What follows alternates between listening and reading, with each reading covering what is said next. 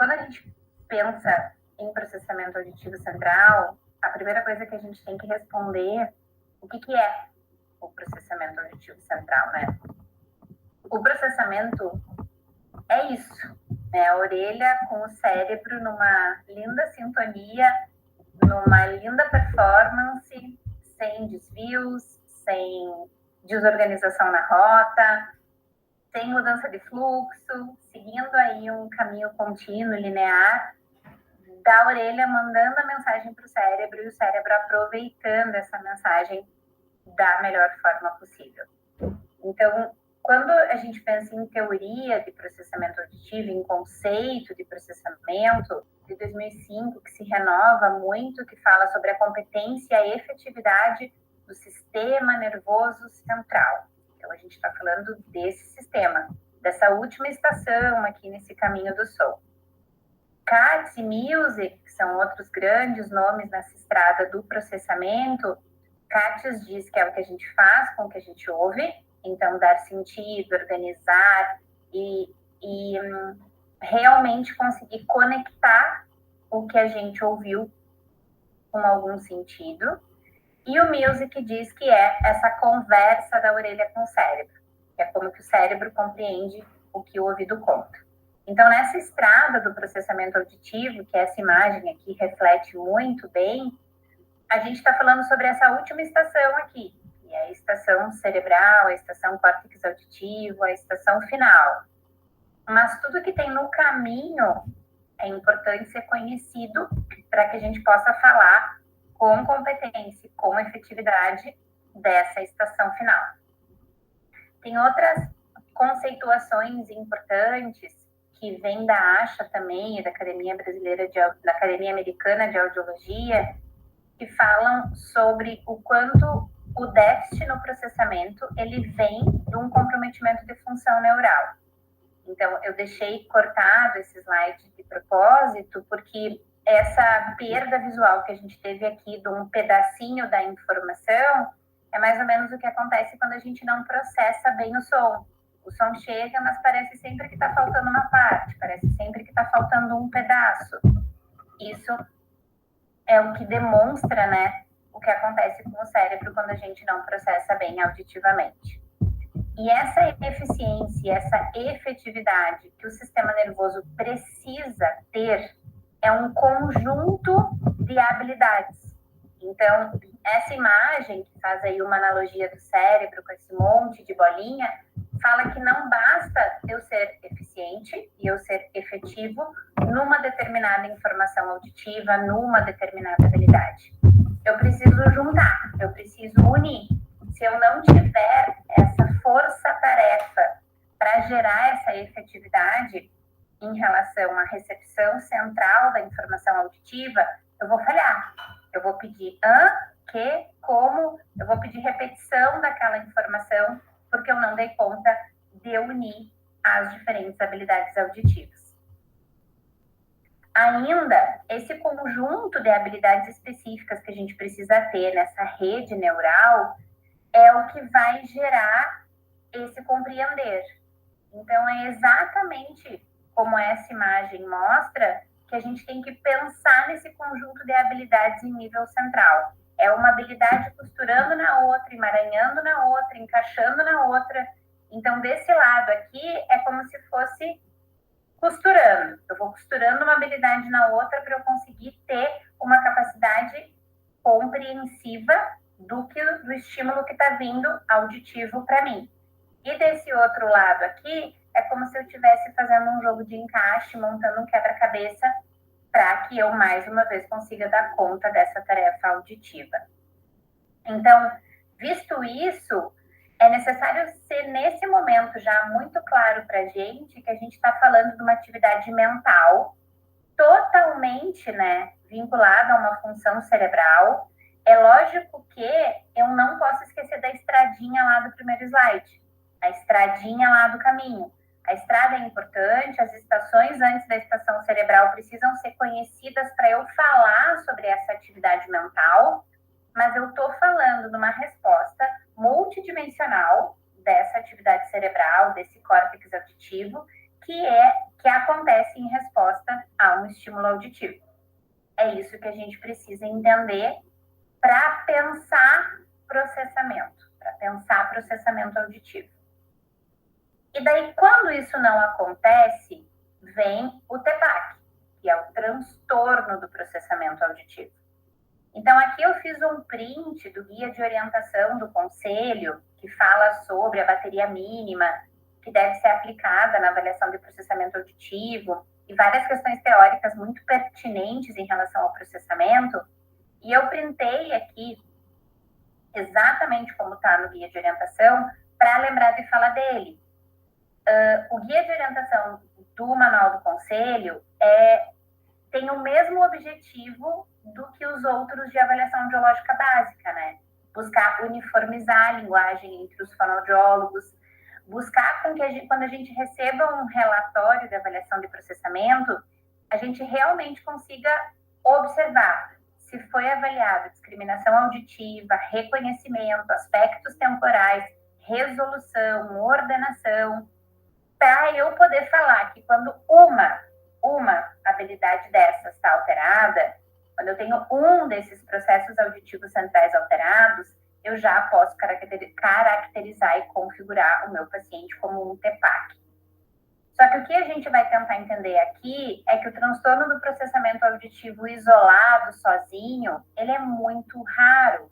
É muito difícil eu ter um paciente que tem absolutamente tudo normal na vida dele, se for uma criança, não tem nenhuma questão de linguagem, aprendizagem, nada, ele não tem nada. E ele tem o processamento alterado, que seria o TEPAC puro, o transtorno do processamento auditivo puro.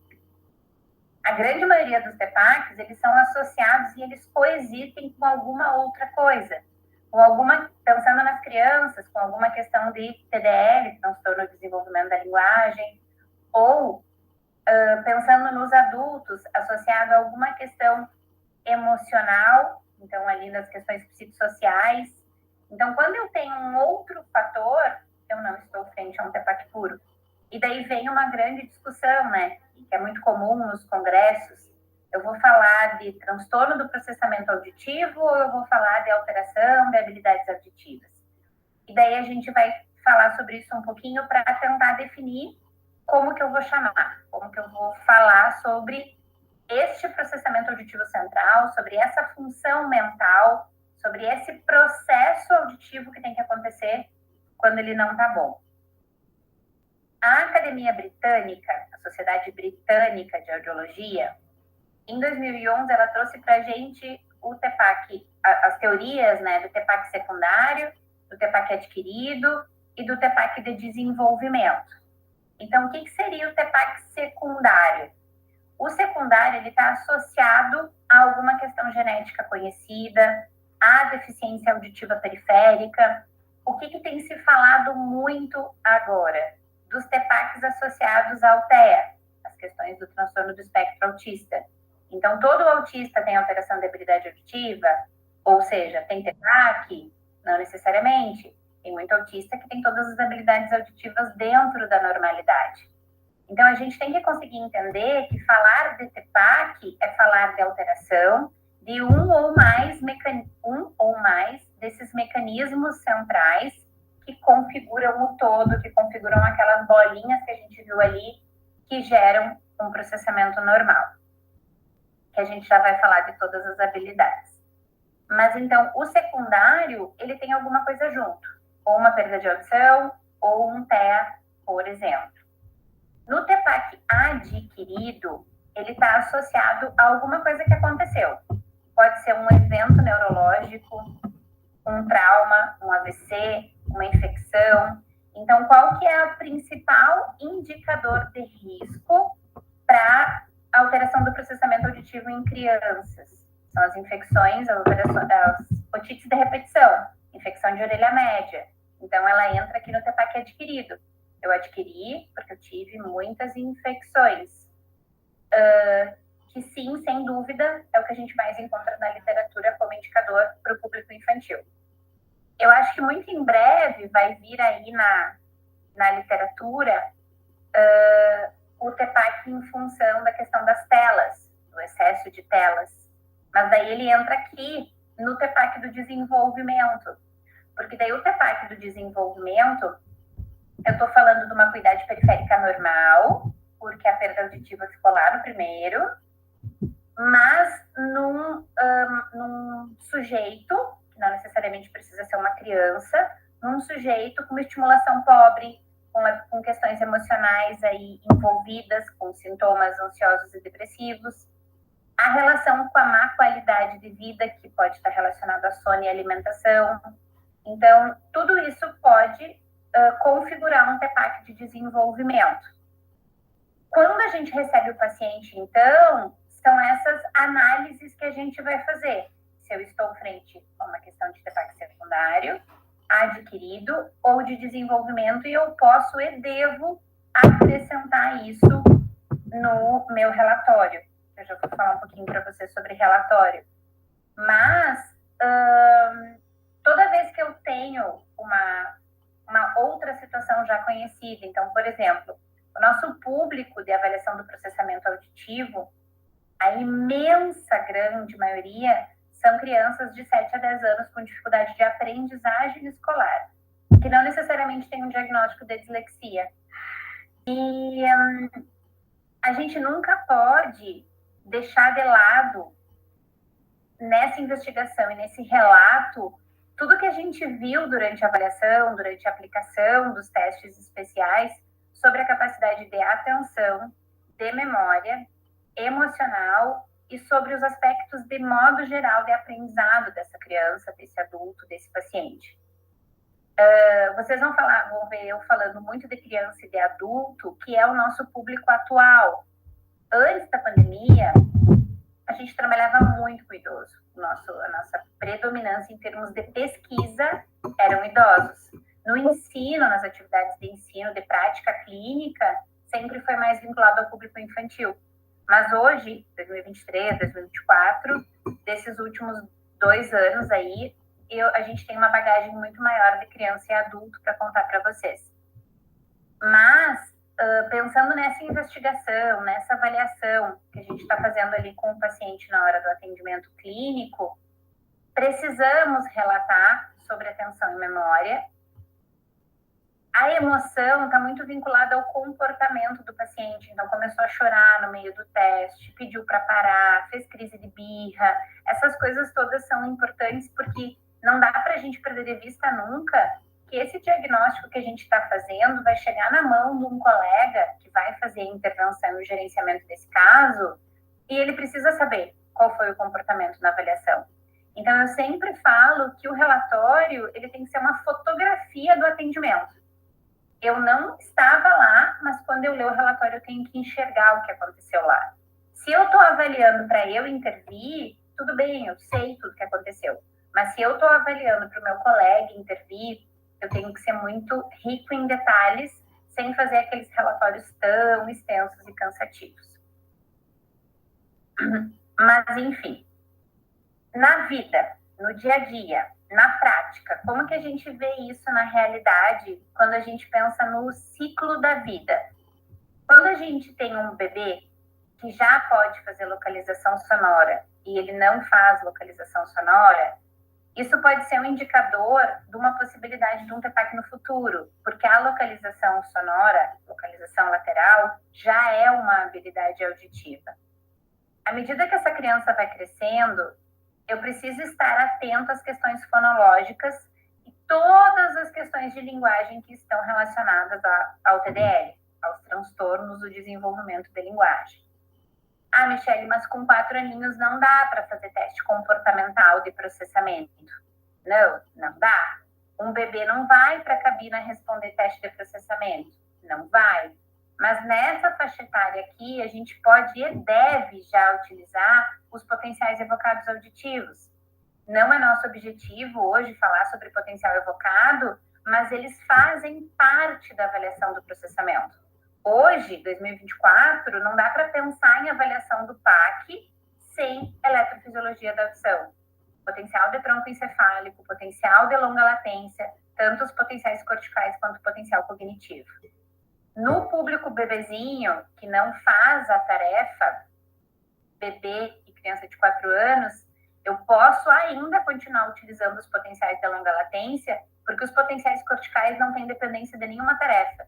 E eu consigo analisar e interpretar como que esse som está chegando no córtex auditivo para eu fazer uma inferência daquela função mental que eu falei no início da aula, daquele mapa que tem que se organizar e se conectar nesse cérebro em termos de habilidades auditivas.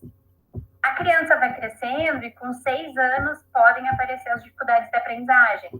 Então, eu sempre digo que hoje, 2024, com a condição que a fonoaudiologia tem, é inadmissível que uma criança de 6 anos chegue para a terapia e não faça uma avaliação de processamento auditivo. Eu acredito que em todas as terapêuticas, independente de qual for, a avaliação do processamento auditivo é importante, e eu já vou explicar um pouquinho mais para vocês o porquê. Mas na aprendizagem, total, porque a gente está falando, para aprender, a criança precisa do input auditivo, ela tem que ter essa entrada sensorial, ela usa todo o tempo as funções executivas da atenção e memória, então não dá para uma criança com dificuldade de aprendizagem não avaliar o processamento.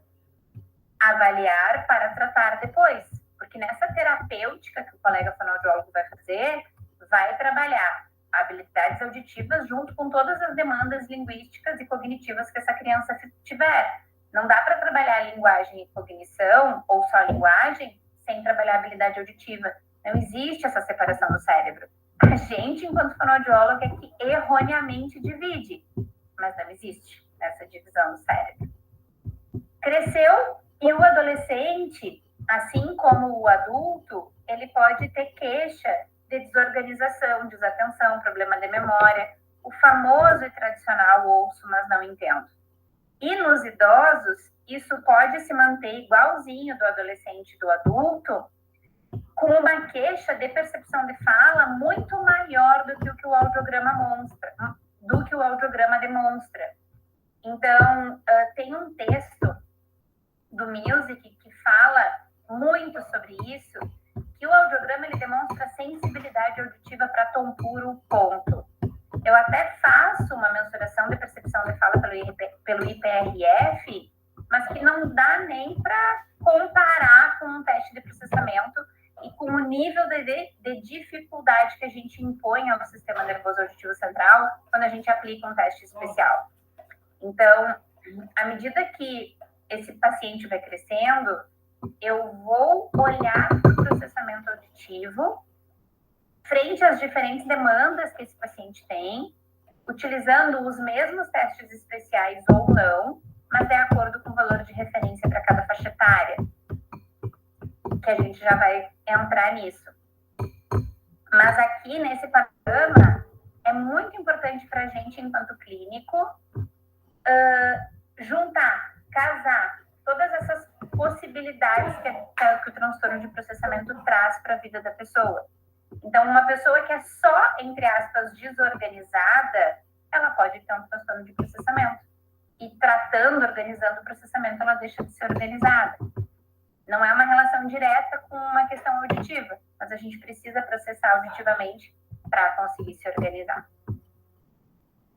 E nisso, nessa questão do bebê que fica idoso, eu tenho um desenvolvimento que a gente espera que vá melhorando, que envolve questões auditivas, linguísticas e cognitivas, porque eu estou num processo maturacional.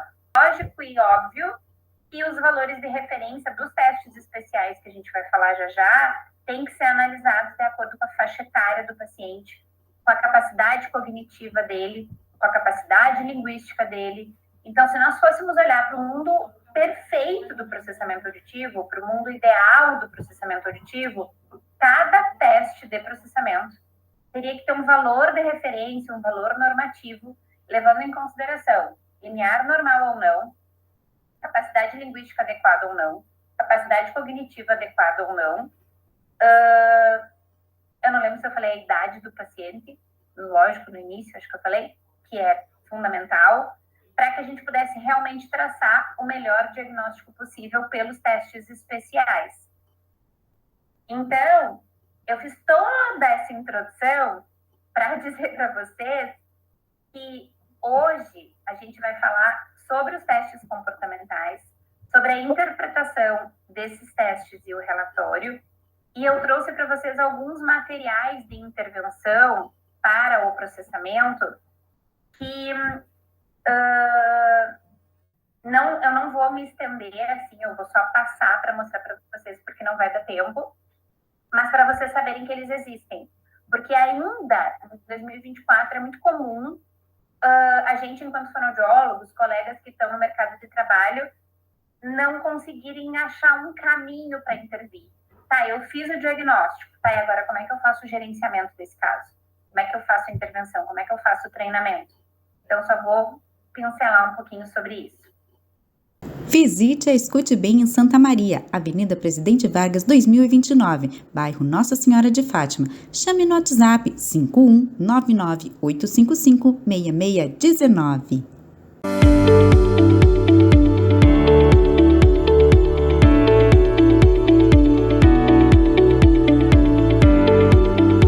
Aqui na Escute Bem tem tecnologia, potência e discrição para atender todos os graus de perdas auditivas.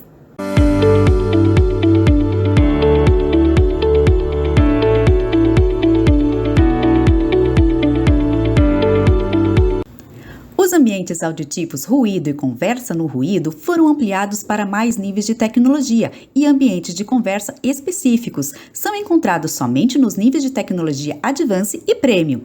Essas alterações geram uma diferenciação mais clara ao reservar o processamento para ambientes de conversa mais complexos e níveis de tecnologia mais altos.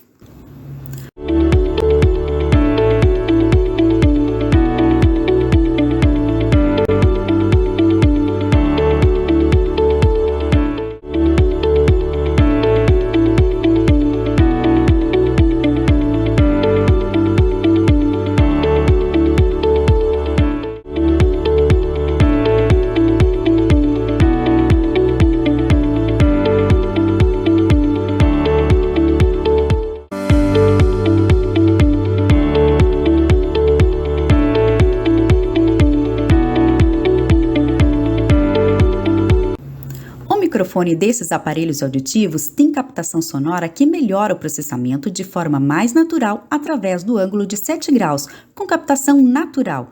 O desempenho sonoro do Integro S tem processamento do som através do Hiperfocus com efeito Pina e o programa manual de conversas no carro, que vem com o 8º ambiente para equilibrar o som em situações mais ruidosas.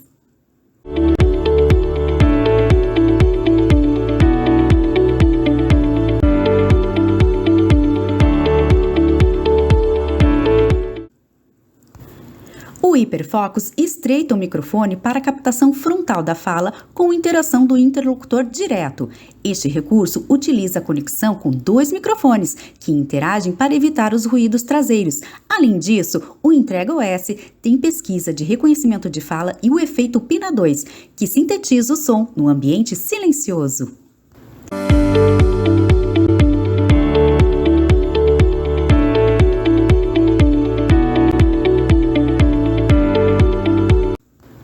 Novos recursos: Hiperfocus, Autofocus 360, redutor dinâmico de ruído e redutores de ruído, ênfase de fala, incremento de fala suave, efeito Pina 2, conversa 360 graus no carro.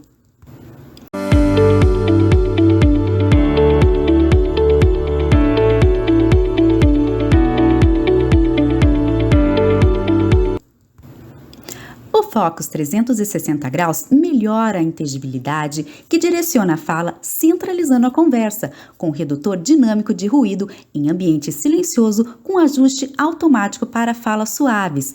A inteligência artificial dos aparelhos auditivos ativam automaticamente os microfones.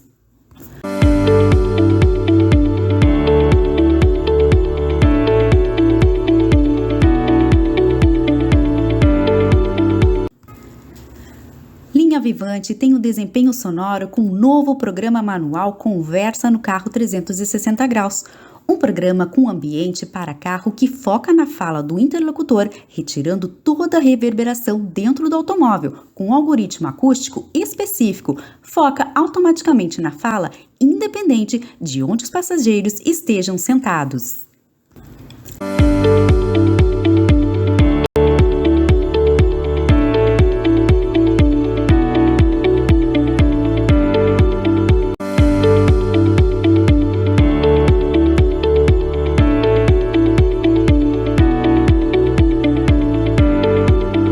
Será que você está ouvindo tudo o que gostaria? Procure uma de nossas lojas e teste em casa um de nossos aparelhos auditivos da marca Unitron. Escute bem, a liberdade de ouvir o mundo ao seu redor.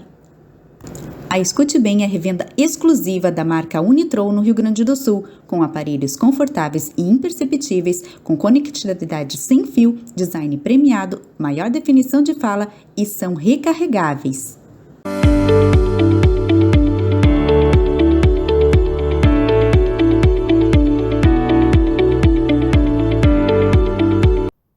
E não dá, é impossível falar em processamento auditivo sem falar dos grandes nomes do processamento auditivo no Brasil, né?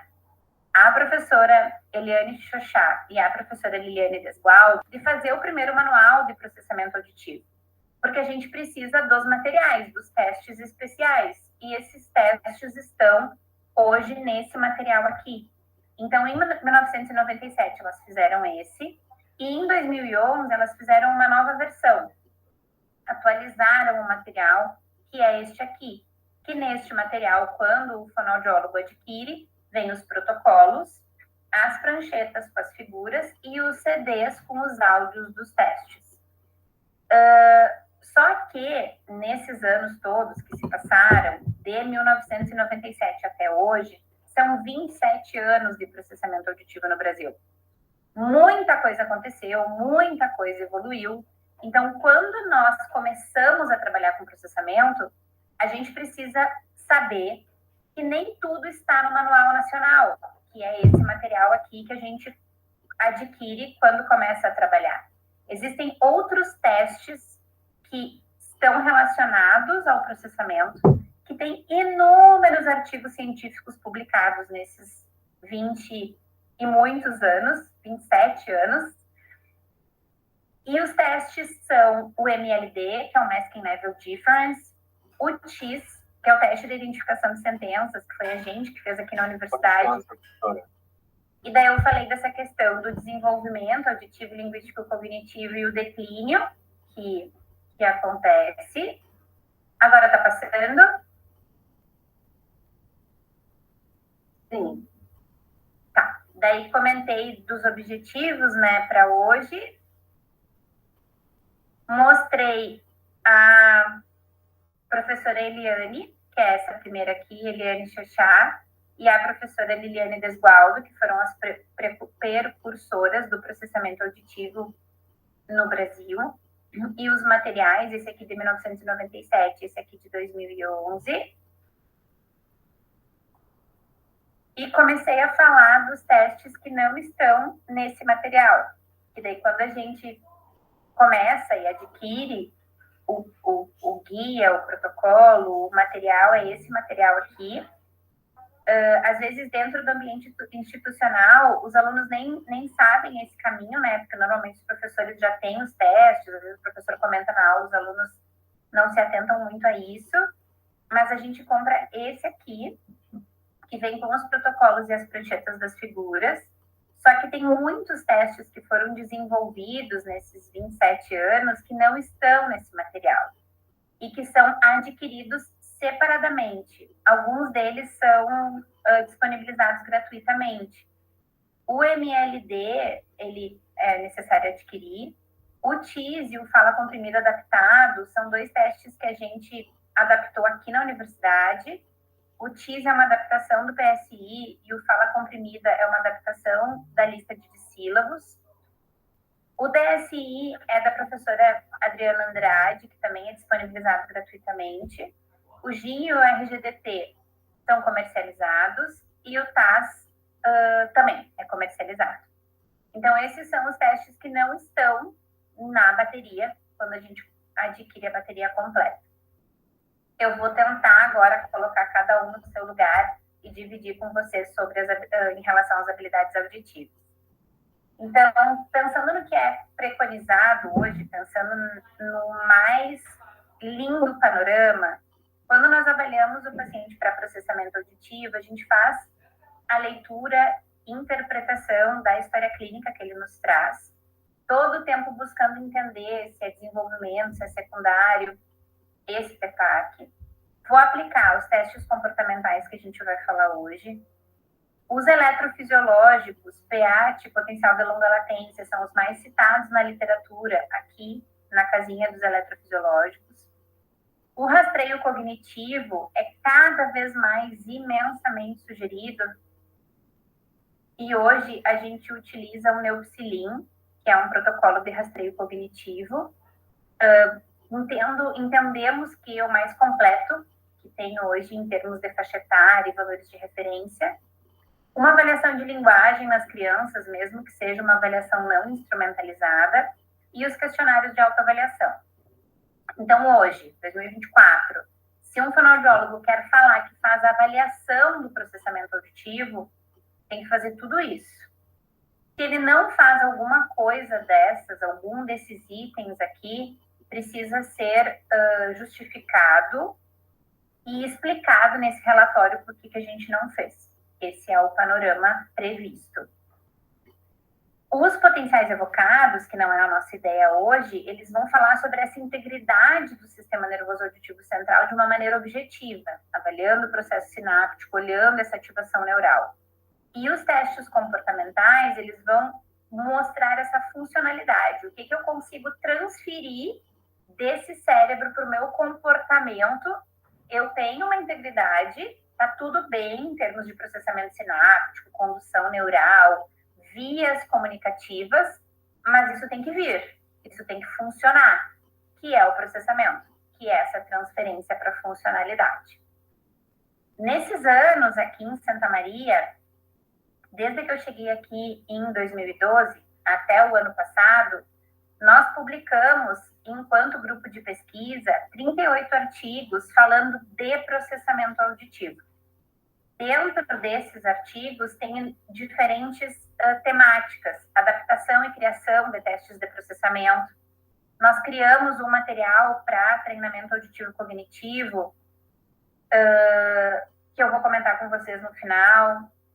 Estudamos os testes de processamento em adultos e idosos e adaptamos questionários de autoavaliação. Então, a gente tentou, enquanto grupo de pesquisa, contribuir nas diferentes frentes que o processamento auditivo pede. Acreditando muito sempre, esse é um dos meus mantras principais, que quanto melhor o diagnóstico, melhor a reabilitação, por isso que não tem como não olhar para o processamento. Quando a gente pensa nesse cérebro auditivo, no funcionamento dessa entrada desse som, depois que entrou aqui, eu sei que é a entrada, que esse input chegou, eu estou olhando para complexo olivar superior, leminisco lateral, corpo geniculado medial, até chegar lá nesse córtex auditivo e finalizar e processar esse som exatamente como ele tem que ser processado. E processar o som é uma necessidade de diferentes idades, diferentes situações, e pensando na terapêutica fonoaudiológica, independente da queixa do paciente, o cérebro é que vai receber essa terapêutica, essa estimulação. Se é o cérebro que vai receber, esse cérebro tem que processar. Senão eu estou investindo todo o meu tempo naquela terapêutica sem conseguir saber o quanto esse som está sendo processado. Então, aqui eu coloco tudo que eu acredito. Eu acho que o processamento casa com absolutamente todas as áreas da fonoaudiologia, porque quando nós fizemos terapia, a gente tenta fazer uma analogia em relação à qualidade desse cérebro. A gente está aplicando uma terapêutica e espera que esse cérebro seja assim, fértil, ensolarado, e que tudo que eu estimule, eu tenha uma resposta. Eu plante e tenha uma evolução, um crescimento. Quando eu não tenho um terreno fértil, quando eu planto, rego, molho, planto, rego, molho e não volta, não devolve, é a analogia que a gente pode fazer em relação ao cérebro, que está processando o som, que está recebendo e consegue juntar e unir todas as habilidades auditivas, frente a um cérebro que não reúne e não junta essas habilidades auditivas. Eu vou ficar com esse terreno aqui, ó, cheio de falhas, cheio de buracos, que é o que acontece quando eu tenho o TEPAC. Então, é indiscutível a importância do processamento auditivo em diferentes demandas fonoaudiológicas. No envelhecimento, muito. Por quê? Porque a memória, a atenção, a velocidade de processamento, a capacidade de sequencialização, à medida que a gente vai ficando mais velho, ela vai ficando pior, por motivos óbvios do envelhecimento. E os números dizem pra gente que a prevalência do TEPAC, à medida que a gente vai envelhecendo, aumenta muito. Em adultos, tem uma porcentagem de 17% de 50 a 54 anos, que pode chegar a 70% na faixa etária de 60 anos ou mais. Então, é muita coisa, é muita gente. Para quem trabalha com próteses auditivas, é impossível não olhar para o processamento, porque aqui estão os números dizendo para a gente o quanto o TEPAC é prevalente. Questão bem importante de ser destacada no guia de orientação do Conselho, que traz a avaliação e a intervenção no TEPAC, porque eles trazem... Ai, eu acho que eu coloquei fora de lugar. Coloquei. Eles trazem recomendações super importantes, super pertinentes, bastante focadas no público infantil. Então, a gente tem que tomar bastante cuidado, porque quando não se trata do público infantil, a gente tem que sair procurando e juntando esses artigos que eu comentei que estão publicados, que falam sobre outras populações, que é o que eu trouxe para a gente aqui um pouquinho hoje. Além disso, além das questões que podem ser indicador de risco para o processamento, a questão do envelhecimento, que aumenta a prevalência do TEPAC, a gente não pode esquecer que nós estamos na era do pós-Covid. Então, foi-se o tempo que avaliar a audição terminava nos limiares auditivos. Então, nessa era do pós-Covid, a queixa de dificuldade de compreensão de fala, principalmente em ambiente ruidoso, aumentou muito. E tem inúmeros estudos que falam isso pra gente. E nesse texto do Sardoni e colaboradores de 2019, eles falam o que eu acredito muito sobre o que consiste avaliar o cérebro auditivo. Então, a gente tem a importância das tarefas dicóticas. Então, a importância das tarefas dicóticas quando eu uso a habilidade de somação e separação binaural, para que eu possa realmente ativar o meu corpo caloso e a transferência interhemisférica, as capacidades de processamento temporal, o quanto eu preciso ou não de uma redução da velocidade do estímulo para eu conseguir dar conta da tarefa, a percepção de fala no ruído, somada às questões da memória de trabalho. Então, a memória de trabalho aqui, ela representa as funções executivas. Então, a gente está falando de atenção, memória, tarefa dicótica, processamento temporal e percepção de fala no ruído. Então, isso para mim representa muito a função cerebral auditiva e para onde a gente tem que olhar, tanto no diagnóstico quanto no gerenciamento, na intervenção. Daí, voltando para esse passo a passo aqui, pensando que tudo, absolutamente tudo, começa na audiometria tonal liminar, o processamento vai olhar para essa conversa da orelha com o cérebro, acompanhado ou não de procedimentos eletroacústicos, que aqui eu coloquei as emissões, que eu não tinha comentado antes, e procedimentos eletrofisiológicos. Nessa investigação do que sobe, que é o processo top-down, e o processo top, subida, e o top-down e o bottom-up, nessa subida e descida, top-down e bottom-up, não tem como não comentar sobre a importância das emissões autoacústicas. Então, as emissões, elas analisam muito mais do que só a função das células ciliadas externas.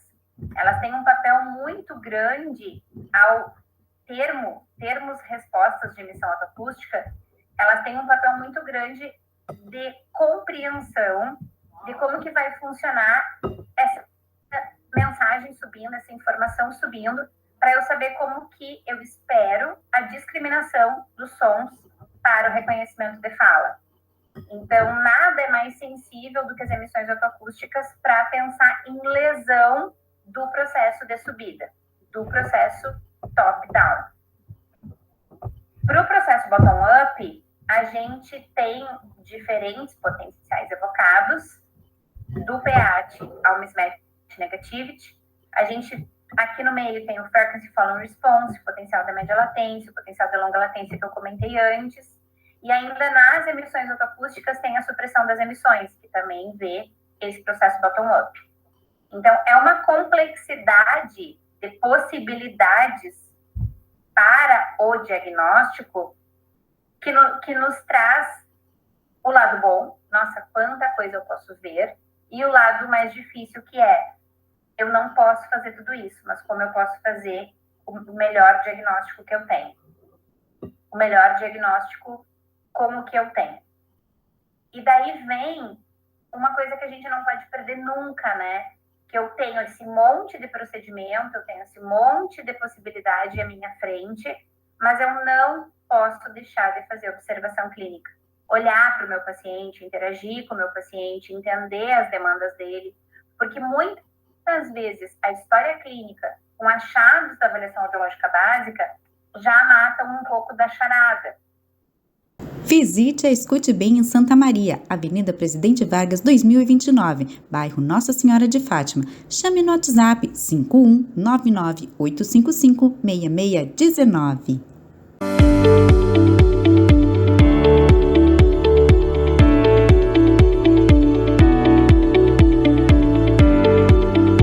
Aqui na Escute Bem tem tecnologia, potência e discrição para atender todos os graus de perdas auditivas.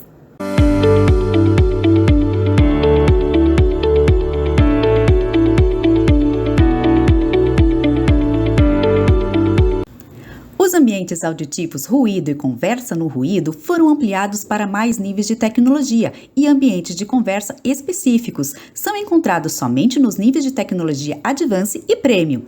Essas alterações geram uma diferenciação mais clara ao reservar o processamento para ambientes de conversa mais complexos e níveis de tecnologia mais altos.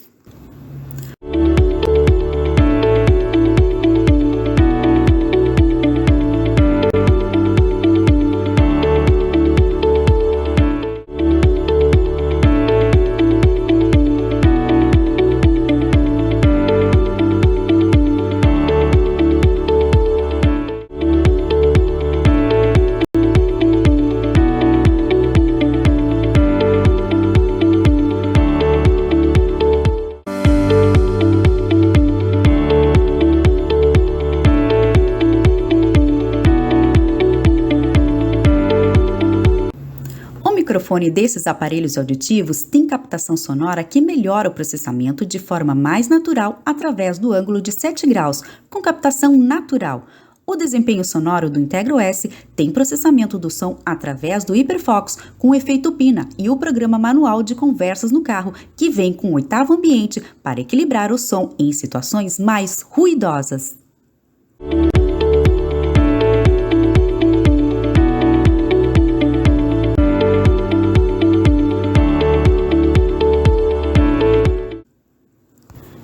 O Hiperfocus estreita o microfone para a captação frontal da fala com interação do interlocutor direto. Este recurso utiliza a conexão com 2 microfones, que interagem para evitar os ruídos traseiros. Além disso, o Integro S tem pesquisa de reconhecimento de fala e o efeito Pina 2, que sintetiza o som no ambiente silencioso.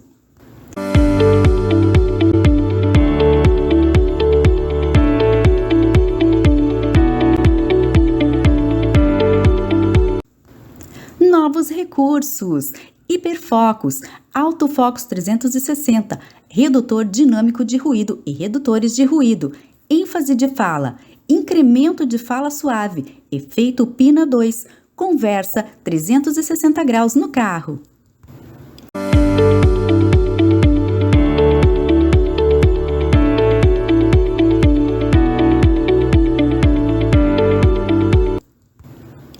O Focus 360 graus melhora a inteligibilidade, que direciona a fala centralizando a conversa, com um redutor dinâmico de ruído em ambiente silencioso com ajuste automático para falas suaves.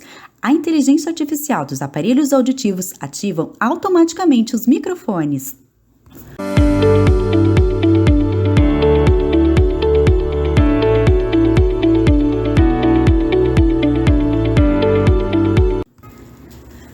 Linha Vivante tem um desempenho sonoro com um novo programa manual Conversa no Carro 360 graus.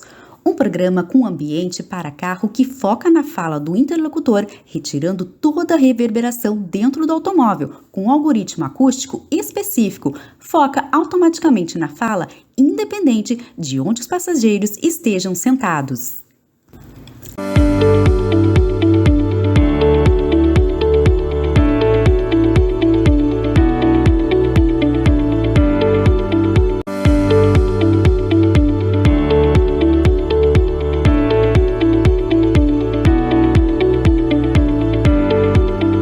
Será que você está ouvindo tudo o que gostaria?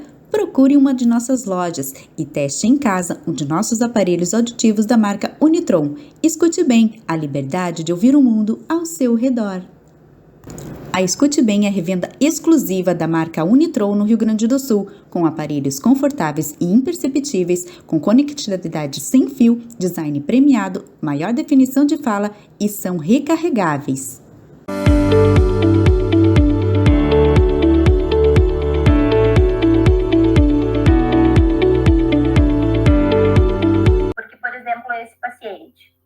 Um homem de 38 anos, professor, assim, no auge da vida profissional, com muita dificuldade de atenção. Uma queixa de desatenção muito grande, falando que no barulho piora muito, e professor de física do ensino médio. Então, não tem nada de silêncio na vida dele no ambiente de trabalho. Como tudo, absolutamente tudo, começa pela avaliação audiológica básica, limiares normalíssimos, 100% no IPRF, só que daí as medidas de imitância acústica já nos dão um sinal. Opa, a gente tem um decrutamento aqui, o diferencial.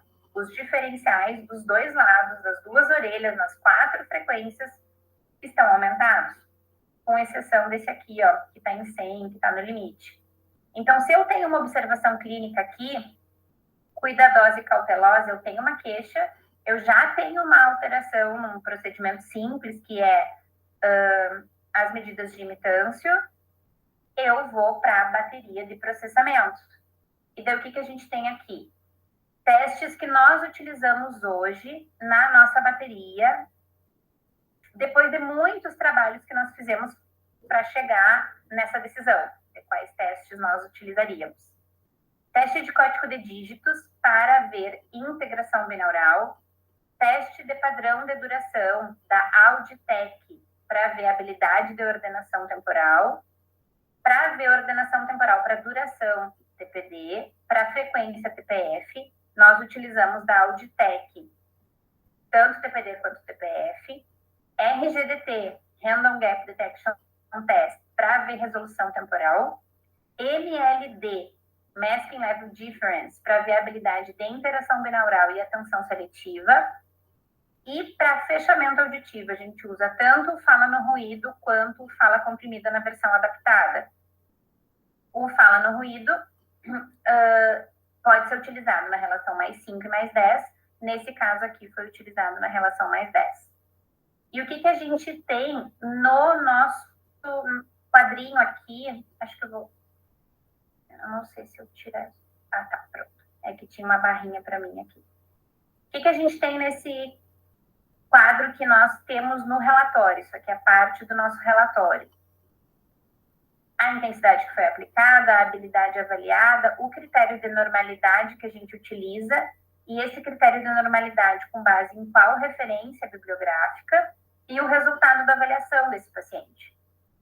Então, percebam que aqui a gente tem alteração, e um teste ele não conseguiu nem condicionar, que é o RGDT. Se ele não conseguiu condicionar, é porque a habilidade dele realmente é muito ruim.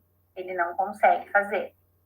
E é sempre importante a gente olhar o quão distante o paciente está do critério da normalidade. Porque se o critério é 95 e ele fez 70, eu tenho uma dificuldade importante aqui. A mesma coisa aqui, 86, 66. Então, na teoria de TEPAC que me diz que uma habilidade alterada já é TEPAC, a gente está à frente aqui a um TEPAC, aparentemente TEPAC puro, sem outras questões associadas. E daí, não basta avaliar, né? A gente tem que avaliar, gerenciar, intervir e reavaliar. Então, a grande maioria dos nossos relatórios já tem a reavaliação prevista aqui na coluna da reavaliação. E percebam o que aconteceu aqui. Esse paciente em questão fez treinamento auditivo cognitivo num protocolo de treinamento auditivo que a gente tem de 6 sessões, que foi publicado pelo Ellington Goulart, que hoje é meu aluno de mestrado. Nós tínhamos aqui 70% e 77% que passou para 92%. Ele melhorou bastante, mas ele continua alterado pelo critério de normalidade. Percebam que para o TDD o critério de normalidade é para 11 anos. Então, dentro daquilo que eu falei antes, né, a gente tem uma falha aqui. Para o teste de resolução temporal, que é a capacidade de percepção de tempo, de velocidade, ele não condicionava e passou a fazer em 7 milissegundos, o que é normal. Na habilidade de fino-fino-grosso, que é o TPF, diferenciar o som fino do som grosso, ele fazia 66 e foi para 80. Continua alterado, mas melhorou. Então, é sempre essa sensibilidade que a gente tem que ter frente à aplicação dos testes. Eu aplico e eu interpreto para poder explicar para o meu paciente que a queixa dele se mantém, mas ele melhorou, e isso aqui faz com que a gente precise repensar o treinamento, repensar a intervenção e não esquecer nunca que tem um período de neuroplasticidade natural, né? Depois do momento que a gente termina a intervenção, existem textos que falam para a gente que os efeitos do treinamento eles podem continuar acontecendo 4, 6, 1 ano depois daquele estímulo. Mas, claro, que tudo isso depende da idade, das questões cognitivas, do quanto eu tenho manutenção e uso dessas minhas funções mentais. E tudo isso tem que ser conversado com o paciente para que ele possa entender. Mas no momento que eu avaliei e intervi, a queixa se mantém, eu preciso repensar a minha intervenção e gerenciar de outro jeito. Eu não posso devolver o paciente para casa na manutenção da queixa. Frente a isso, por onde nós começamos, né? Para que lado eu vou quando eu quero trabalhar com processamento auditivo? Esse texto de 2023, que eu até deixei o link completo aqui, mas eu coloquei a fotinho dele lá no último slide, ele faz essa rota aqui, que é entender a prevalência e a etiologia. Eu posso fazer triagem ou eu posso fazer diagnóstico. Triagem é fazer alguma coisa que não seja todo aquele passo a passo do diagnóstico que eu mostrei antes, que são todas as etapas de comportamental, eletrofísico, cognição, linguagem e questionário de autoavaliação. Isso é diagnóstico. Se eu não fiz isso, eu fiz triagem. Eu vou interpretar o teste de acordo com o valor de referência que eu tenho para o meu paciente, mais próximo da condição dele, auditiva, cognitiva e de faixa etária, e eu vou gerenciar isso. Gerenciar tanto para relatar quanto para intervir. Aqui na interpretação do teste, entra muito o destaque da importância do relatório ser aquela fotografia que eu falei lá no início.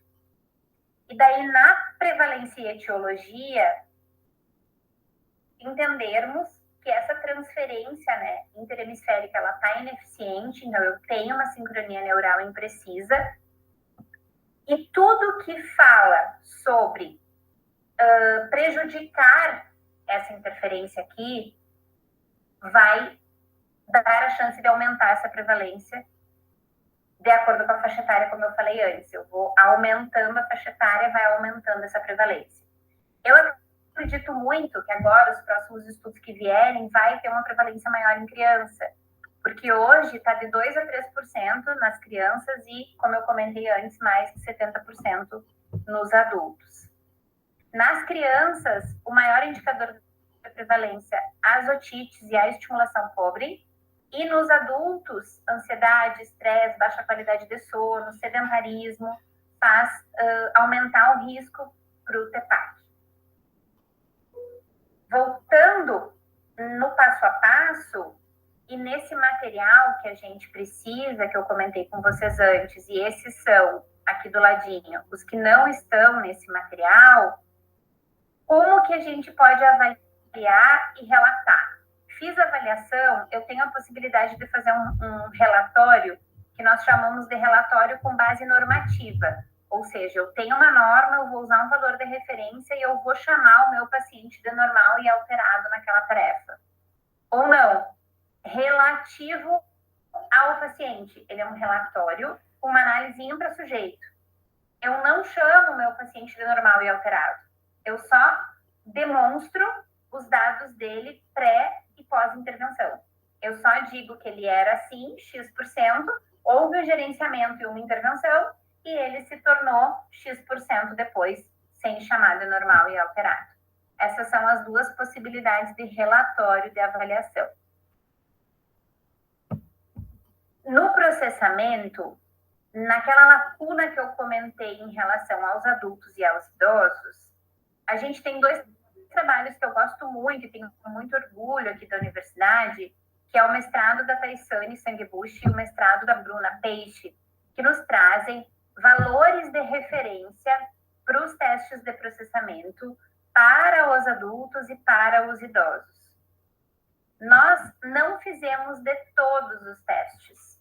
No trabalho da Taisane, nós fizemos uma divisão de faixa etária de 18 a 29 anos, e de 30 a 58 anos, e colocamos aqui sugestões de valor de corte, de valor normativo, para esses testes, que é o teste de código de sentenças, o DSI, o MLD, que é o Masking Level Difference, o RGDT, o Fala Comprimido Adaptado e o TPD-TPF da Auditec.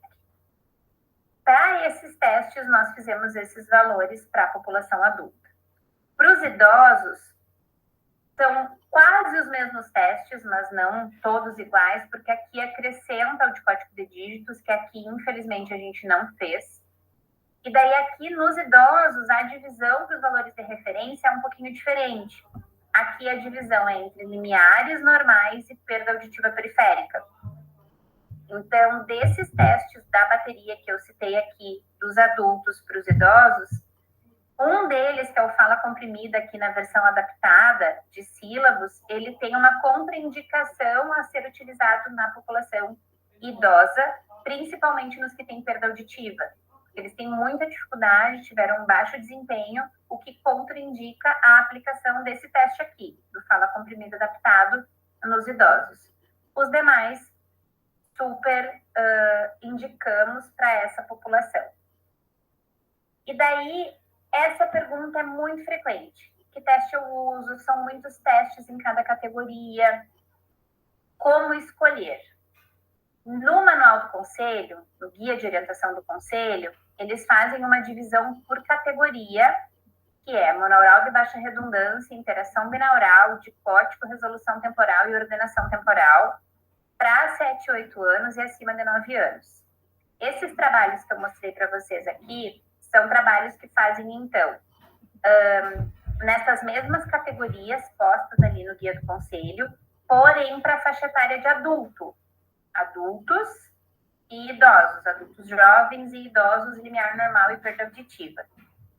Então, dessas categorias aqui, no monaural de baixa redundância, a gente não usa nem o Fala Filtrada nem o PSI. A gente usa ou Fala no Ruído ou Fala Comprimido Adaptado. O MLD nós utilizamos, o de código de dígitos também, o RGDT também, o GI a gente usa na pesquisa, O motivo pelo qual a gente usa o RGDT na prática clínica é única e exclusivamente uma questão de tempo, porque o RGDT é mais rápido de aplicar, mas os dois são ótimos. Tem um estudo de 2020 que fala que o GIM tem uma capacidade diagnóstica melhor do que o RGDT, mas não diz que o RGDT não é bom. O TPF a gente usa da Auditec, mas também o TPD, porque nós entendemos que as áreas cerebrais que são ativadas quando eu procuro frequência, quando eu procuro duração, são diferentes. E aqui se repete, né? Só que daí numa outra faixa etária. Então, aqui eu coloquei para vocês a nossa realidade dentro dessas categorias postas no Guia do Conselho e postas na literatura para avaliar as diferentes habilidades e para montar aquele quebra-cabeça. O de código de dígitos, TPD e TPF da Auditec. Eu reforço essa questão da Auditec porque tem Music e tem Taborda, que são testes diferentes. O Music é muito mais difícil do que o da Auditec e o Taborda é mais fácil que o Auditec na versão do TPD, do duração. O frequência Taborda não é tão fácil. Por que eu estou falando isso? Porque muitas vezes a gente recebe relatório, eu fiz TPD e TPF. Daí, no relatório tem a porcentagem que o paciente desempenhou, mas não diz que teste foi, se foi Auditec, Music ou Taborda, e eles são completamente diferentes. Eu até tinha colocado aqui para a gente na apresentação as diferenças entre eles, mas acho que não vai dar tempo de eu passar muitos detalhes. Mas aqui, então, está o panorama que a gente tem hoje de avaliação para as diferentes habilidades auditivas nas diferentes categorias. Daí aqui eu trouxe para vocês um caso de uma moça de 18 anos, que ela está no primeiro ano do ensino médio, chegou para a gente com uma dificuldade enorme de compreensão de fala. Aí eu peço para repetir toda hora, traz a história de otite de repetição na infância e sintomas ansiosos e depressivos hoje, na realidade dos 18 anos dela. Daí aqui está a avaliação audiológica, linear normal, IPRF bom. Daí, de novo, aqui, os reflexos acústicos nos dão um sinal, que a gente tem, ausência de reflexo, então, decrutamento e ausência de reflexo. Então, a ausência é pior que o decrutamento, né? Porque a gente teve limiar para desencadear e não desencadeou o reflexo. E daí, quando nós chegamos nos testes aplicados nela, o que a gente encontra aqui, Normal, normal, normal, normal e normal. Mas, Michele, como assim? Ela tem queixa, ela comentou, tá com dificuldade. Daí vem a importância da gente saber gerenciar os testes especiais. Porque no material, no guia do conselho, está escrito lá que essa é a bateria mínima. A gente não vai ficar avaliando o processamento do paciente para sempre, né? Mas a gente minimamente precisa dificultar a tarefa. E para dificultar a tarefa, a gente precisa saber a diferença entre os testes. A gente precisa entender da literatura e da prática que o GIM é mais difícil que o RGDT. Que no TPD e TPF, a versão Music é mais difícil do que a Auditec. O MLD não tem parceiro, então o MLD é isso mesmo. E o fala comprimido adaptado tem o fala no ruído nas diferentes relações no ruído.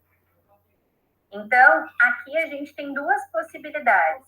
Ou a gente gerencia e intervém na queixa da paciente, que é enorme. E, lógico, aqui eu não mostrei tudo em função do tempo, mas tem avaliação comportamental, além da avaliação comportamental, tem a cognitiva, tem a eletrofísio, tem o questionário de autopercepção. Então, uma paciente em sofrimento, ela sente muita dificuldade na vida. E os testes normais. Então, aqui tem duas possibilidades. Ou eu aumento o nível da dificuldade dos testes, ou eu gerencio a queixa e faço o treinamento frente a esse resultado.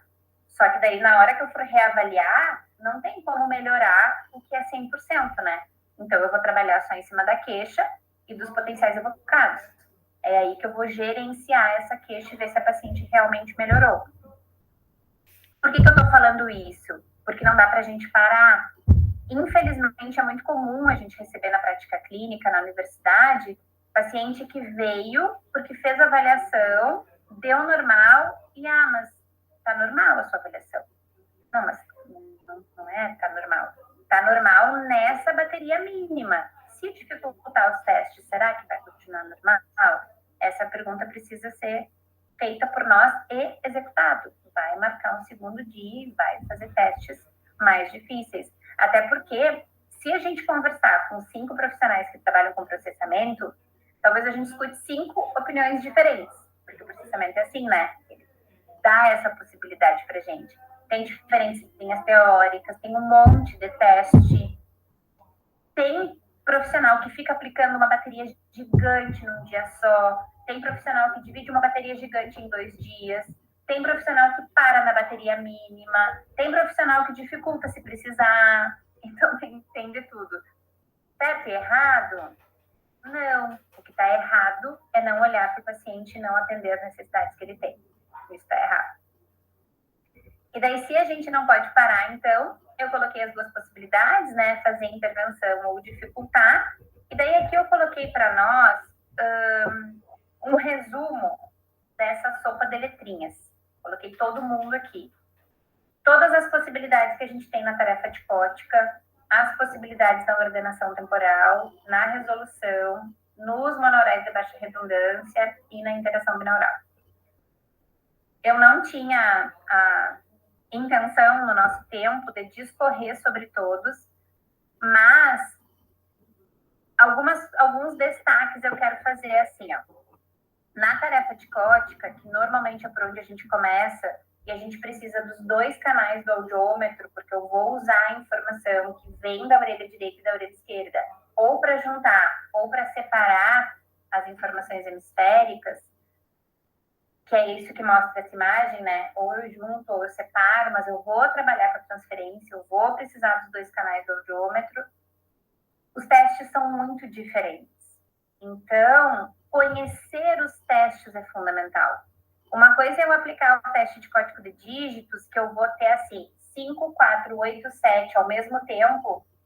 5, 8, 4, 7, 4, 9, 8, 7, um número em cada orelha, sendo que esses números se repetem, e eu repito esses números ao final dos 4, do que eu aplicar o DSI, que tem uma frase, ignora o fim, o principal é ganhar, a porta larga para ser mais rápido, que são as frases de terceira ordem, que não tem sentido, e o paciente tem que apontar essas frases.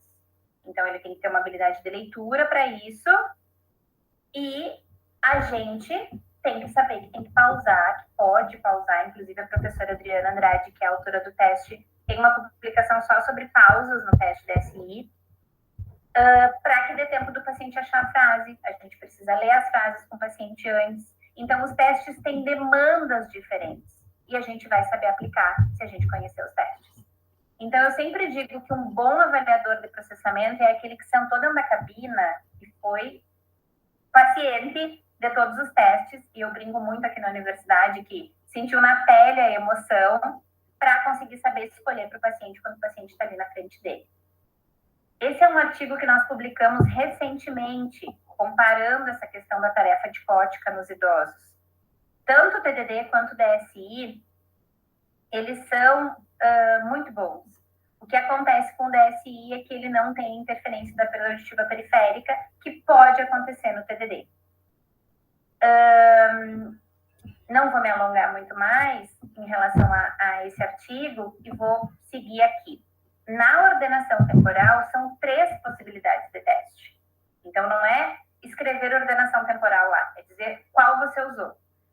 Para a gente escolher a nossa vida entre Auditec, Music e Taborga, a gente fez uma pesquisa. Eu vou mostrar o artigo para vocês já já. Na resolução temporal, a gente também fez uma pesquisa para escolher GIN ou RGDT. Só que, além de fazer a pesquisa, de novo conhecer o teste. Então, no RGDT, a gente tem intervalos de milissegundo no estímulo, que geram silêncio, né? É um intervalo, que é um... E aqui no GIN, gap in noise. Então, silêncio, intervalos no ruído. Aqui eu tenho eu tenho ruído e tenho silêncio no meio do ruído. Completamente diferente. O nível de exigência do paciente é diferente, o tempo é diferente. O RGDT são 4 faixas de frequência, o GIN são várias faixas teste, e daí no GIN tem quem faça uma faixa teste, tem quem faça 2, tem quem faça 3. Também tem essa variabilidade que também tem que estar descrita no relatório. O TPD e TPF, que é o curto, longo ou fino, grosso, o Auditec, a lista tem 30 estímulos. Na Taborga tem 10. Então, de novo, mudou tudo, né? Eu falei para vocês que a gente fez pesquisas para fazer as escolhas. Então, esse aqui foi quando a gente analisou as diferentes formas de resposta. Se fazia diferença o paciente mostrar assim, ó, fino e grosso, fino, grosso, ou dizer fino, grosso, para poder usar as adaptações. E tá tudo bem, a gente pode usar as diferentes formas de resposta. Nesse daqui, a gente quis realmente comparar os testes, comparar Auditec, Music e Taborga. E daí a gente viu que o do Auditec, ele é um intermediário em termos de dificuldade, Music mais difícil, Taborga mais fácil, com exceção do Taborga frequência, que realmente é mais difícil. E daí o desfecho desse estudo foi a escolha do Auditec na nossa bateria. E daí também a questão da aplicação monaural e binaural. Nós fizemos ordenação temporal, frequência e duração e resolução temporal, RGDT ou GIN, com aplicação binaural. Então, eu preciso de novo dos 2 canais do audiômetro, que o Ângelo vai mostrar para vocês já já. E esse estudo, só ele traz um destaque, que ele foi publicado na Frontiers, que é uma revista que eu amo, em 2021, falando que não dá para não ter TPD, TPF e GIN. Nesse estudo aqui, que foi uma revisão sistemática com meta-análise, que assim é o alto escopo das publicações científicas, fala que esses 3 tem que ter, que é a nossa capacidade de resolução temporal. Para eu entender a fala, eu preciso saber a diferença de duração do som, se ele é curto, longo, fino, grosso, que é o que a gente faz o tempo inteiro quando entende a fala de alguém. Então, só para destacar o quanto esses testes realmente são importantes. Aqui eu coloquei questões importantes da resolução temporal. Esse é o trabalho que eu falei para vocês do GIN, que diz que o GIN é melhor, mais valioso em relação ao valor neurodiagnóstico, mas não diz que o RGDT não é. E na interação binaural, que eu brinquei que o MLD é filho único, é porque o teste de fusão binaural realmente não nos dá muita informação. O MLD, que é o Masking Level Difference, é a capacidade que o paciente precisa ter de perceber um apito em meio a um chiado, que a gente transforma isso em dB, nessa tabela de conversão aqui, para entender quantos dBs de ruído o paciente consegue dar conta numa situação e manter a habilidade de atenção seletiva. E é inquestionável, né? Quanto melhor a nossa habilidade de atenção seletiva, melhor eu vou conseguir me virar na presença de múltiplos falantes, quando tem muito ruído competitivo. Então, o MLD é fundamental. E no monaural de baixa redundância, a gente tem esses testes, teste de fala comprimida mono e de sílabo. O fala no ruído, nas diferentes relações no ruído, mais 5, mais 10. Também tem o PSI e o SSI. E, de novo, aqui o meu desejo de destaque é mostrar o quanto a gente está falando de uma categoria de teste monaural de baixa redundância. Aqui eu vou precisar de um canal só do audiômetro, eu vou usar só um lado, primeiro a direita, depois a esquerda, mas o quanto os testes são diferentes. Então, quando a gente está fazendo o SSI, vai ter uma história competitiva atrapalhando, e essas são as frases, porque o DSI que eu mostrei antes, ele nasceu do SSI. Então, a professora Diana Andrade, quando ela fez o SSI, a inspiração, a adaptação veio do SSI.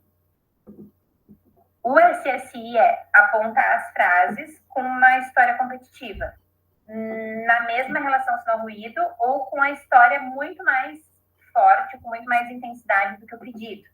E o pedido é, me mostre, e daí vai aparecer a frase e a gente tem que apontar para a frase que vai estar ali na nossa frente. O PSI, que é a versão pediátrica desse teste, ele tem a mesma proposta, só que dele tem essas imagens, que é o gato, o rato, o cavalo, e o paciente tem que apontar. Mostre o rato escovando os dentes, que é esse aqui. Mostre o cavalo comendo maçã, que é esse aqui. E vai ter uma história competitiva ali. Então, a mesma proposta de avaliação monoral de baixa redundância, testes completamente diferentes. Aqui, só para vocês visualizarem que também o fala no ruído e o fala comprimida na sua versão original são diferentes. Aqui a gente tem 25 palavras para a orelha direita, 25 palavras para a orelha esquerda, com ruído competitivo. E aqui a gente tem uma palavra monossilábica com distorção de compressão em 60%, que são 50 palavras numa orelha, 50 palavras na outra orelha. Então, né, 25 versus 50. A versão do fala comprimida de sílabos é a mesma coisa na sua versão original. 50 palavras numa orelha, 50 palavras na outra. O que a gente fez na versão adaptada? Que é essa publicação que nós temos aqui. Nós contamos com a ajuda de uma professora da linguagem, a professora Carolina Mesomo, e ela nos ajudou a fazer um balanceamento das posições de todos os sons em todos os lugares onde se coda, para criar uma nova lista. Então, dessas palavras aqui, a gente extraiu 25 palavras para a orelha direita e 25 palavras para a orelha esquerda. Então, não criamos um novo teste. Nós adaptamos o teste original com a autorização dos autores para fazer um teste menor, para ficar mais parecido com o tamanho do fala no ruído, que também são 25 palavras, na ideia de diminuir o tempo de avaliação. Porque a gente precisa avaliar o processamento auditivo do paciente, não o cansaço do paciente. E isso é uma coisa que a gente precisa ter em mente. Mais que uma hora e meia estourando de avaliação, não está mais avaliando habilidade mental, função cognitiva, processo neural. A gente está avaliando o cansaço da pessoa que já está bugada ali dentro da cabina, porque é uma avaliação cansativa. Então, a gente adaptou o teste entendendo a importância da habilidade de fechamento auditivo, né? Que é conseguir finalizar, completar uma tarefa mesmo que eu tenha alguma parte distorcida ou retirada daquela informação ou com prejuízo do ruído. Essa publicação da Camila Rabelo, que é a autora do Fala Comprimido original, fala justamente sobre isso assim, a importância de olhar para essa habilidade, de acompanhar essa habilidade ao longo da vida. Aqui eu repeti o que eu já expliquei, e esse aqui é o artigo de fala comprimida, a publicação dele, né, que a gente fez as etapas de adaptação e validação, o protocolo que eu já mostrei, e daí tem os valores de referência, isso que eu já comentei com vocês. Visite a Escute Bem em Santa Maria, Avenida Presidente Vargas 2029, bairro Nossa Senhora de Fátima. Chame no WhatsApp 51998556619.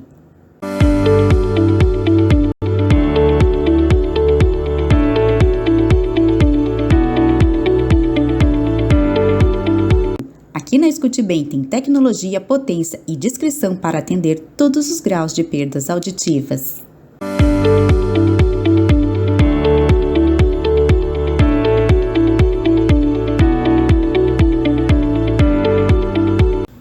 Os ambientes auditivos ruído e conversa no ruído foram ampliados para mais níveis de tecnologia e ambientes de conversa específicos. São encontrados somente nos níveis de tecnologia Advance e Premium. Essas alterações geram uma diferenciação mais clara ao reservar o processamento para ambientes de conversa mais complexos e níveis de tecnologia mais altos.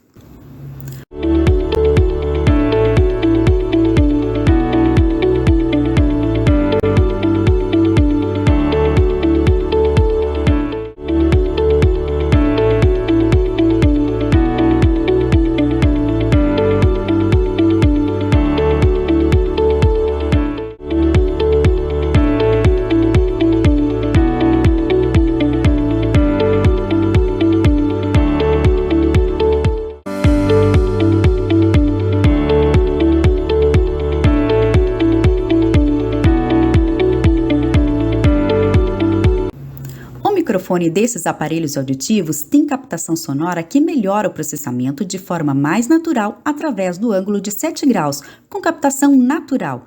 O desempenho sonoro do Integro S tem processamento do som através do hiperfocus com o efeito Pina e o programa manual de conversas no carro, que vem com o 8º ambiente para equilibrar o som em situações mais ruidosas.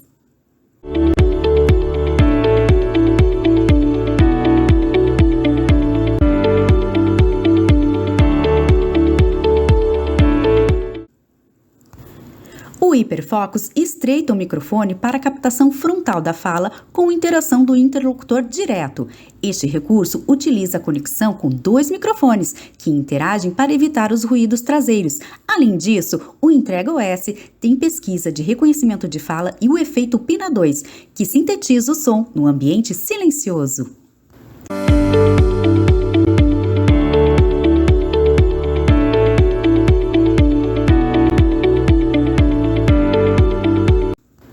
Novos recursos: hiperfocus, autofocus 360, redutor dinâmico de ruído e redutores de ruído, ênfase de fala, incremento de fala suave, efeito Pina 2, conversa 360 graus no carro.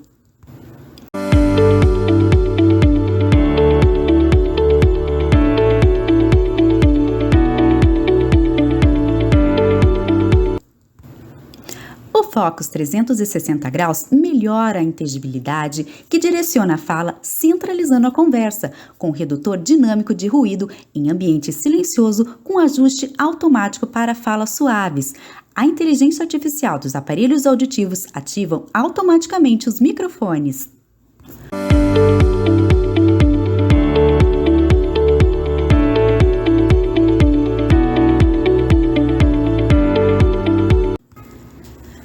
Linha Vivante tem um desempenho sonoro com um novo programa manual Conversa no Carro 360 graus.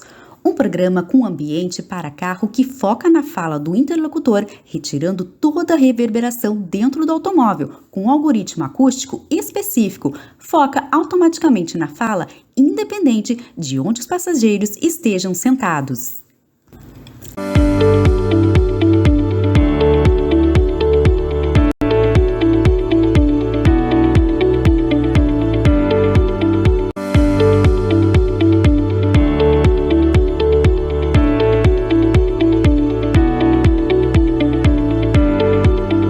Será que você está ouvindo tudo o que gostaria? Procure uma de nossas lojas e teste em casa um de nossos aparelhos auditivos da marca Unitron. Escute bem, a liberdade de ouvir o mundo ao seu redor. A Escute Bem é revenda exclusiva da marca Unitron no Rio Grande do Sul, com aparelhos confortáveis e imperceptíveis, com conectividade sem fio, design premiado, maior definição de fala e são recarregáveis.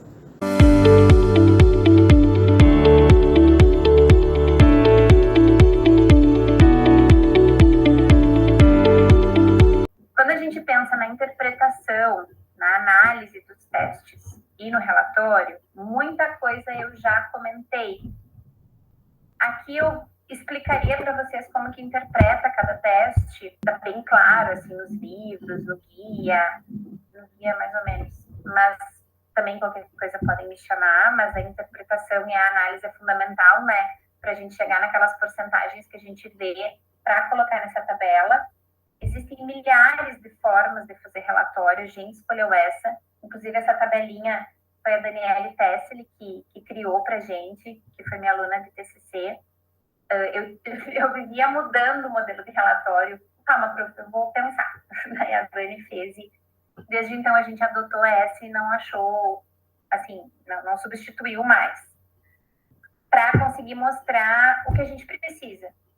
O resultado da pessoa, qual foi o critério que a gente utilizou e qual foi a referência bibliográfica que a gente utilizou para isso. Para poder mostrar assim.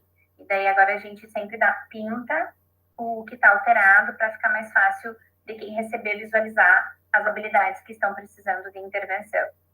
Porque o treinamento também tem isso, né? Tem aquela questão do treinamento da hierarquia, das habilidades, treinar todas as habilidades, mas tem também quem treine o que o paciente está precisando dentro da terapia fonoaudiológica, bem direcionado para as habilidades auditivas. Então, para se aproximar muito do fim, eu vou só comentar com vocês sobre a questão do rastreio cognitivo e do questionário de autoavaliação. A gente usa, então, como eu comentei com vocês, o Neopsilin, que é um protocolo de rastreio cognitivo, mas existem outros, né, na literatura. Tem o Mini-Mental, tem o MoCA, que é o Montreal Cognitive Assessment, só que a questão são os valores de referência. O Neopsilin tem para todas as idades, de criança ao idoso, então por isso que a gente usa ele. Quando a gente faz a aquisição do material do Neopsilin, a gente tem um treinamento, né, com as autoras do material, e a gente precisa ser habilitado e treinado para poder utilizar o Neopsilin. E em relação a questionário de autoavaliação, eu coloquei aqui a escala EAPAC, que foi publicada recentemente, que hoje é objeto de estudo de uma aluna minha, da Larissa Paradini, que está fazendo o trabalho de conclusão dela sobre isso, porque a gente tem um trabalho nosso de questionário, que foi a adaptação da escala SAB. Eu acabei não colocando aqui, eu acho, porque ainda não está publicado, então eu não coloquei, tem só a tese, mas também não está disponível no repositório. Que foi a tese da Bruna Peixe, que é a EPA, Escala de Percepção Auditiva. Hoje, na literatura, tem o EAPAC para adultos, a escala SAB para as crianças, e o EAPAC é um questionário rápido, de 13 questões, que nos ajuda a pensar como está, em termos de autopercepção, o paciente em relação a fechamento auditivo e em relação à resolução temporal. Então, bem facinho de fazer a pontuação. E daí, voltando então, né, nesse caminho que esse artigo sugere para a gente, de triagem, diagnóstico, interpretação do teste de gerenciamento, corri o que eu pude para não ficar tão longo e também não perder a compreensão de vocês aí. A ideia era tentar com que vocês conseguissem preencher esses pontinhos, assim, de cada ponto ao longo da aula. E agora sim, para finalizar, se a gente tem o TEPAC, nós encontramos o problema, possibilidades na literatura, treinamento auditivo, auditivo cognitivo, computadorizado, acusticamente controlado ou não controlado. Então, assim, gente, material é o que não falta. Do treinamento auditivo cognitivo que nós publicamos, a gente compartilha com todo o carinho do mundo a pasta, com todas as sessões, com o passo a passo de como que aplica. Esse é o protocolo do TAC, que, como eu comentei com vocês, foi publicado pelo hoje meu mestrando Ellington Goulart Moreira, que fez parte de um trabalho maior da Ana Laura, da tese da Mirtes, com colaboração do Vitor Malavolta, que hoje é meu doutorando. Eu tenho muito orgulho desse trabalho, porque eu acho que ele contribui muito para a nossa área, porque ele fala do que eu acredito. Trabalhar esse cérebro auditivo e cognitivamente, juntando tudo que eu falei lá no início da aula, do que é o processamento auditivo. Ele foi publicado na versão de relato de caso, porque a gente começou a reavaliar os idosos bem quando começou a pandemia, que fechou tudo, daí a gente perdeu o segmento dos idosos, infelizmente. E perdeu muitos idosos também, infelizmente, na pandemia. Mas ele é um protocolo curto, rápido e efetivo, de 6 sessões, de 45 a 50 minutos cada, que a gente aplica uma vez por semana. Reavaliação de 15 dias para frente, então, no mínimo 15 dias é o que a gente sugere, por conta dessas questões de plasticidade. E a gente trabalha tudo isso: discriminação, atenção, ordenação, resolução, fechamento, processamento do discurso, linguagem, função executiva, praxia construtiva e motora. É um protocolo curto, que funciona e que tem bastante coisa que a gente consegue englobar com o paciente. Aqui eu só coloquei algumas estratégias, assim, para vocês visualizarem, mas não vou me alongar. E dentro desse protocolo, a gente utilizou bastante desse material do TIS, do Teste de Identificação de Sentenças, que foi um material que a gente desenvolveu aqui na universidade, que foi uma adaptação do PSI. Então, antes eu mostrei para vocês, né, o gato, o cavalo e o rato. A gente substituiu por um homem, uma mulher e uma criança. E daí, no lugar de dizer mostre o cavalo comendo a maçã, mostre a criança comendo a maçã. Então, a gente mudou as imagens, mudou o áudio foi gravado pela Fernanda, que era mestranda na época. Só que como a gente viu que o teste não ficou sensível, a gente usou ele para intervenção. Então, muitas estratégias desse material estão no protocolo de TAC. Então, aqui, eu comentei antes, né, de desejar e querer que vocês consigam enxergar um pouquinho desses pontinhos em cada step. Eu agradeço imensamente a oportunidade mais uma vez. Falar de processamento é muito gratificante e fica aquela sensação assim, meu Deus, eu tinha que falar isso, eu tinha que falar isso, eu tinha que falar isso. Mas tentei ao máximo usar esse tempo com um recado importantíssimo, ou alguns recados importantíssimos, no sentido de valorização da história clínica, compreensão da diferença entre os testes, fazer um relatório bem feito e esclarecedor, permitir que realmente o relatório demonstre esse atendimento, e a questão das faixas etárias, da questão cognitiva. É muita coisa, né? Por isso que eu falei um recado, muitos recados. Mas, enfim, não vou me tornar repetitiva. O GEAC é o grupo de pesquisa que eu coordeno aqui na universidade, onde tem inúmeros projetos dentro dele, que é a Liga de Audiologia e o Ambulatório de Zumbido. E a gente tenta ao máximo compartilhar o que a gente faz por aqui no Instagram e no nosso canal do YouTube. Meu e-mail, meu WhatsApp e o meu muito obrigada.